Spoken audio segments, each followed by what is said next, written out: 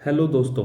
हमने पिछली वीडियो में बायोलॉजी को कवर किया था और आज की वीडियो में हम फिजिक्स को कवर करेंगे कि आपको फिजिक्स को कैसे पढ़ना है। देखिए, फिजिक्स को कवर करने से पहले हम देखेंगे कि फिजिक्स के अंदर 10 यूनिट हैं और 10 के 10 यूनिट को पढ़ने का अपना अपना एक स्ट्रेटजी है। हर यूनिट के लिए एक अलग स्ट्रेटजी है, उसको हम आज डिटेल में डिस्कस करेंगे।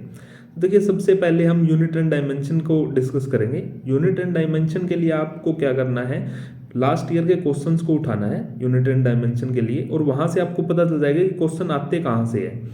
यूनिट एंड डायमेंशन के अंदर आपको सभी कांस्टेंट की, जितने भी कांस्टेंट हैं और जितनी भी इंपॉर्टेंट डायमेंशन है उनको एज इट इज याद कर लेना है।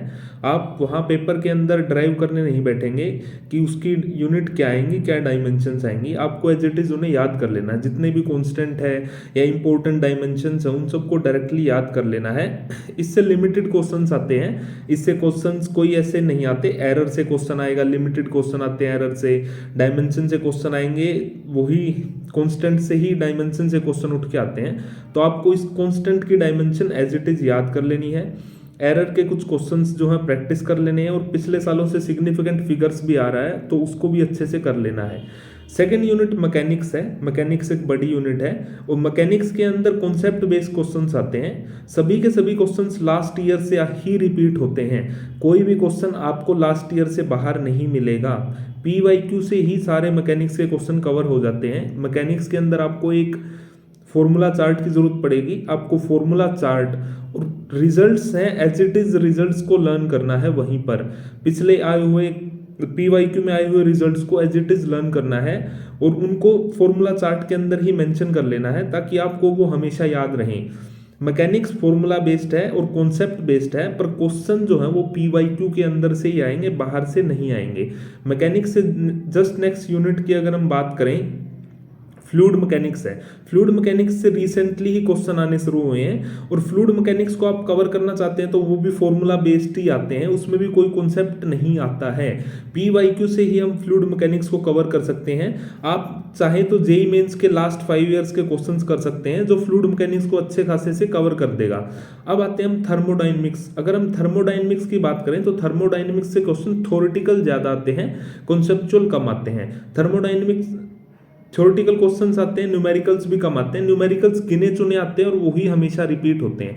तो आप PYQ को ही कंसीडर करें। अगर आप थर्मोडायनेमिक्स करना चाहते हैं तो PYQ को कंसीडर करें। इससे ज़्यादा आप थ्योरेटिकल पॉइंट्स को मेंशन करें, उन्हें एज इट इज याद करें। नेक्स्ट हम बात करें तो हमारे पास वेव्स एंड मोशन बच जाता है, SHM बच जाता है। SHM से क्वेश्चंस बहुत ही इजी आते हैं। PYQ से आपके इजीली क्वेश्चंस कवर हो जाएंगे। SHM के फॉर्मूला बेस्ड होता है। SHM के अंदर आपको सभी के सभी फॉर्मूले एज इट इज लर्न कर लेने हैं। फॉर्मूला बेस्ड चैप्टर है और PYQ से ही आपको करना है। वेव्स के अंदर भी ऐसा ही है, फॉर्मूला बेस्ड क्वेश्चंस है, PYQ से ही क्वेश्चन आएंगे और बार बार वही क्वेश्चन रिपीट होते हैं। लिमिटेड 5 to 6 टॉपिक्स है वेव्स के अंदर, उन्हीं से क्वेश्चन बार बार रिपीट होता है। फिर हम बात करें इलेक्ट्रोस्टैटिक्स एंड करंट इलेक्ट्रिसिटी की। इलेक्ट्रोस्टैटिक्स के क्वेश्चन रिजल्ट बेस्ड आते हैं। आपके रिजल्ट जितने भी हैं एज इट इज आपको लर्न कर लेना है। उन्हीं से ग्राफिकल क्वेश्चंस आ जाते हैं, उन्हीं से न्यूमेरिकल्स आ जाते हैं। इसके अंदर भी क्वेश्चंस रिपीट होते हैं और PYQ के अंदर से ही आपको क्वेश्चंस मिलेंगे। आपको ज्यादा प्रैक्टिस नहीं करनी है, कैपेसिटर्स के बड़े बड़े सर्किट नहीं करने हैं। कैपेसिटर्स के इजी सर्किट आते हैं, जो स्टैंडर्ड सर्किट हमारी बुक्स के अंदर दिए होते हैं वही 2-3 क्वेश्चन बार बार रिपीट होते हैं। सेल इन सेल क्वेश्चंस बार बार रिपीट होते हैं। कैपेसिटर्स के क्वेश्चन मुश्किल नहीं आते हैं, इजी सर्किट आते हैं। आपको ज्यादा डिफिकल्ट सर्किट प्रैक्टिस ही नहीं करनी है, क्वेश्चन इजी ही आते हैं। नेक्स्ट करंट इलेक्ट्रिसिटी में भी ऐसे ही है। रेजिस्टेंस के क्वेश्चंस आपको ज्यादा टिपिकल क्वेश्चंस प्रैक्टिस नहीं करने हैं, इजी क्वेश्चंस प्रैक्टिस करने हैं, क्योंकि इजी क्वेश्चंस ही आते हैं रेजिस्टेंस के और रिपीट होकर आते हैं। जितना भी आप इक्विवेलेंट रेजिस्टेंस निकालना होगा वहां से क्वेश्चन रिपीट होते हैं। पोटेंशियोमीटर से क्वेश्चन रिपीट होते हैं, आपको पोटेंशियोमीटर अच्छे से कर लेना है। ये सभी न्यूमेरिकल क्वेश्चंस ही आते हैं करंट इलेक्ट्रिसिटी में। नेक्स्ट मैग्नेटिज्म की अगर हम बात करें तो मैग्नेटिज्म में भी क्वेश्चंस क्या आते हैं, न्यूमेरिकल ही आते हैं और फॉर्मूला बेस्ड क्वेश्चंस आते हैं।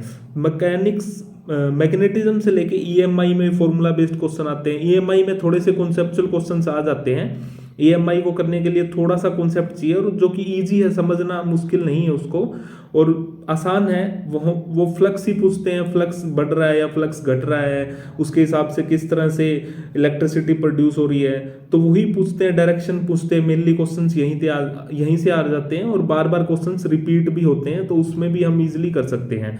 अगर हम बात करें तो EM वेव्स पूरी तरह से थ्योरेटिकल चैप्टर है, उसको थ्योरी से ही करना है।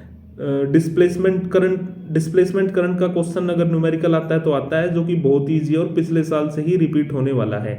हमारे पास अब बड़ी यूनिट आती है ऑप्टिक्स। ऑप्टिक्स देखिए फॉर्मूला बेस्ड है। ऑप्टिक्स को आपको एनसीईआरटी से ही कवर करना है। जो एनसीईआरटी के अंदर फॉर्मूले दिए हुए हैं उन्हीं से क्वेश्चन आते हैं, और लास्ट ईयर के क्वेश्चन ऑप्टिक्स के अंदर बिल्कुल रिपीट होते हैं। वेव ऑप्टिक्स के अंदर भी रिपीट होते हैं, और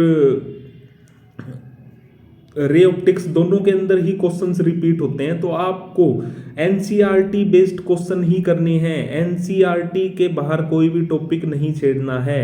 एनसीईआरटी में जो टॉपिक मेंशन है उसी को करना है, उसके अलावा क्वेश्चन नहीं आते, और क्वेश्चन इजी आते हैं जो कि PYQ से रिपीट होते हैं। मॉडर्न फिजिक्स एक बहुत वास्ट है जो कि बहुत सारे क्वेश्चनों को कवर करता है। मॉडर्न फिजिक्स को आपको एनसीईआरटी से लाइन बाय लाइन पढ़ना है, क्योंकि लाइन से क्वेश्चन उठकर आते हैं मॉडर्न फिजिक्स से। और दूसरी बात, numerical as it is repeat होते हैं। आप न्यूमेरिकल की चिंता ना करें, PYQ से जितने भी न्यूमेरिकल कर सकते हैं वो सब करें। इजी क्वेश्चंस आते हैं मॉडर्न फिजिक्स से, और वही न्यूमेरिकल्स बार बार रिपीट होते हैं। एनसीईआरटी को पढ़ें, बार बार पढ़ें। मॉडर्न फिजिक्स एनसीईआरटी बेस्ड ही आता है। आज की वीडियो में इतनी बात करेंगे। नेक्स्ट वीडियो में हम केमिस्ट्री को कवर करेंगे। पढ़ते रहिए, पेपर नज़दीक है। Thank you.